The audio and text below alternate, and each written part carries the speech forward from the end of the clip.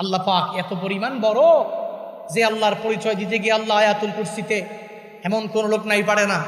আল্লাহ পাক ওই জায়গায় বলেছেন ওয়াসিআ কুরসিয়্যুহুস সামাওয়াতি ওয়াল আরদ। আয়াতুল কুরসিতে আছে না নাই? আল্লাহ পাক বলেন আমি আল্লাহর কুরসিতে এত বড়, 7 আসমান জমিনের চাইতে আরো বেশি প্রশস্ত। সুবহানাল্লাহ পড়ে না? আবু যর গিফারি রাদিয়াল্লাহু তাআলা আনহু তিনি বলেন যে নবীজিকে আমি বলতে শুনেছি আল্লাহর কুরসি বর্ণনা করতে। তিনি বর্ণনা করেছেন একটা বিশাল খোলা ময়দান, এই ময়দানের মাঝে যদি একটা আংটি ফালান তাহলে আংটি বড় না মাঠ বড়? কথা কয় না? আংটিটা খুঁজে পাওয়া দুষ্কর হয়ে যাবে। নবীজি বলেছেন এ পুরা খোলা ময়দানটা হচ্ছে আল্লাহ পাকের কুরসি, আর এই আংটিটা হচ্ছে 7 আসমান আর জমিন। হ্যাঁ সুবহানাল্লাহ কয় না? এই আল্লাহকে বন্ধু বানাবো, ওই আল্লাহকে এক আল্লাহ বলে মেনে আমরা চলবো। আল্লাহ সেই তৌফিক দান করো।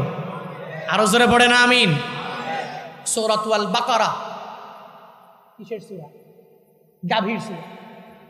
এই সূরা বাকারার 155 এবং 156 নম্বর দুইটি আয়াতে কারিমা তিলাওয়াত করেছি। প্রসিদ্ধ অনেক বক্তারা বয়ান করেন, খতিবরা জুমায় বয়ান করে। এরপরেও আমি এখান থেকে কিছু কথা বুঝানোর উদ্দেশ্যে আপনাদেরকে বলবো।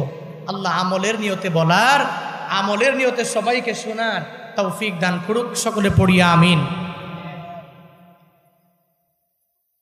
ওয়ালানাবলুওয়ান্নাকুম বিশাইইম মিনাল খাউফি ওয়াল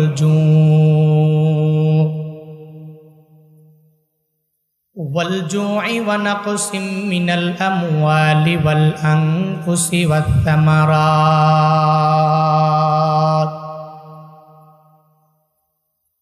ওয়াবাশশিরিস সাবিরিন।